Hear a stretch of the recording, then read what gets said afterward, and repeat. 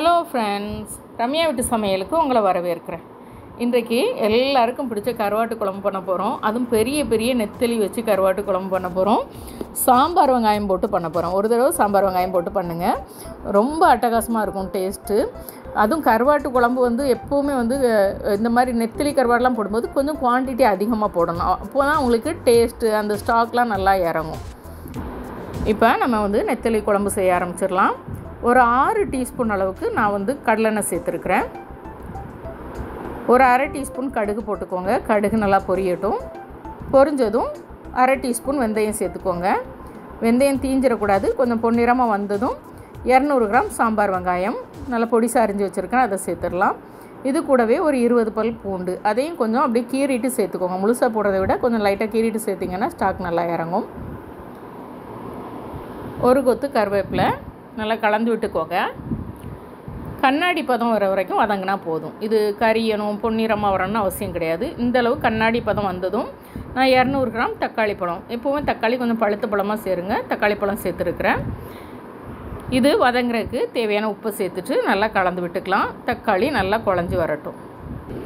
தக்காளி நல்லா குழஞ்சி வந்ததும் 4 டீஸ்பூன் மிளகாய்த்தூள், 2 டீஸ்பூன் மல்லித்தூள், அரை டீஸ்பூன் மஞ்சள் தூள், 200 கிராம் கருவாடு, நெத்தலி கருவாடு நல்லா வெந்நீரில் வாஷ் பண்ணி எடுத்து வச்சுருக்கிறேன், க்ளீன் பண்ணி, 200 கிராம் கத்தரிக்காய், 200 கிராம் உருளைக்கிழங்கு, இது எல்லாத்தையுமே சேர்த்துக்கலாம். மொச்சப்பயிறு நீங்கள் ஊற வச்சுருந்தா அதுவும் வேக வச்சு ஒரு 100 கிராம் சேர்த்துக்கலாம். முருங்கைக்காவும் இருக்கிறதா இருந்தால் நீங்கள் சேர்த்துக்கலாம். இப்போ நான் இது எல்லாத்தையும் நல்லா கலந்து விட்டுக்க போகிறேன். ஒரு நிமிஷம் நல்லா மசாலாலாம் பச்சை மணம் போகிற வரைக்கும் வதக்கி விட்டுக்கலாம்.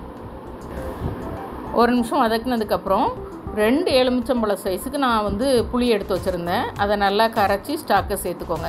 கருவாட்டு குழம்புக்கு புளி கொஞ்சம் முன்னே நிற்கணும். எப்படி மீன் குழம்பு வைக்கிறோமோ அதே மாதிரி தான். அப்போ தான் அந்த கருவாடு உப்பு எல்லாம் பேலன்ஸ்ட் ஆகும். நான் 2 எலுமிச்சம்பழம் சைஸுக்கு நான் புளி எடுத்துருக்கேன். நல்லா புளிப்பான புளி தான், நல்லா கரைச்சி தண்ணியை சேர்த்துக்கலாம். இப்போ நான் ஒரு பாதி தேங்காய், நல்ல பெரிய தேங்காயில் பாதி தேங்காய் எடுத்துருக்கிறேன். நல்லா அதில் கொஞ்சம் மஞ்சள் சேர்த்து அரைச்சிருக்கேன், நல்லா ஃபைன் பேஸ்ட்டாக அரைச்சிருக்கேன். அந்த பேஸ்ட்டு இதில் சேர்த்துடலாம். இப்போ மிக்ஸி ஜார் அலம்பி தண்ணி சேர்த்துட்டு தேவையான கன்சிஸ்டன்சி அளவுக்கு நம்ம அதை நல்லா கலக்கி விட்டுக்கலாம். உங்களுக்கு குழம்பு ரொம்ப கெட்டியாக வேணும் அப்படின்னா அதுக்கு தக்கன தண்ணி சேர்த்துக்கோங்க. குழம்பு நல்லா தண்ணியாக வேணும்னா அதுக்கு தக்கன தண்ணி சேர்த்துக்கோங்க. ஏன்னா புளி காரம் நீங்கள் அட்ஜஸ்ட் பண்ணிக்கலாம் உங்களுக்கு தேவைக்கு தக்கன. அதே போல் தண்ணியோட அளவும் நீங்கள் அட்ஜஸ்ட் பண்ணிக்கலாம். எக்ஸாக்ட்லி இதே மாதிரி செஞ்சிங்கன்னா இந்த கருவாட்டு குழம்பும் நான் செய்திருக்க பக்குவத்தில் வரும். நான் இப்போ தேவையான தண்ணி எல்லாம் சேர்த்து உங்களுக்கு எந்த அளவுக்கு நான் வச்சுருக்கேன்னு காமிக்கிறேன். சில பேர் தொக்கு மாதிரி செஞ்சு இறக்குவாங்க, எனக்கு அப்படி பிடிக்காது. கொஞ்சம் குழம்பு மாதிரி இருக்கணும். இப்போ இது ஒரு 10 நிமிஷம் காஞ்சி வந்தது அப்படின்னா இந்த குழம்பு எனக்கு கரெக்டான பக்குவத்தில் வந்துடும்.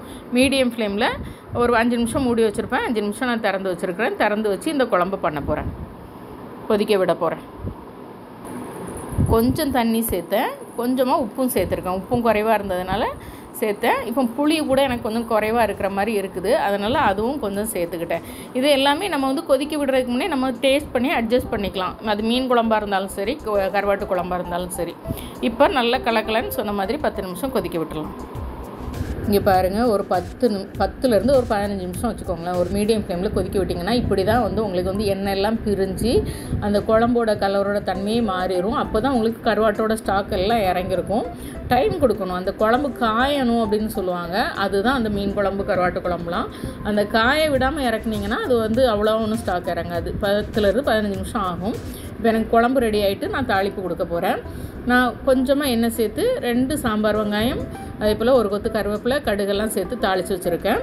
அதை இதில் சேர்த்துடலாம். இந்த அளவுக்கு தாளித்து வச்சுக்கணும். அந்த பொன்னிறமாக கரியிற வரைக்கும் வெங்காயத்தை கறிய விடணும். இப்போ நம்ம இதில் சேர்த்துடலாம். தாளிப்பை சேர்த்ததும் ஒரு 2 நிமிஷம் உடனே மூடி தான் வைக்கணும், உடனே கலந்து விடக்கூடாது. மூடி வச்சுட்டு ஒரு 2 நிமிஷம் கழித்து கலந்து விட்டிங்கன்னா குழம்புல ஒரு சூப்பரான ஒரு மணத்தோடு இருக்கும். அந்த தாளிப்பு மணமும் கருவாட்டு மணமும் சேர்ந்து இன்னும் தான்ற அளவுக்கு சாப்பிட வைக்கும்.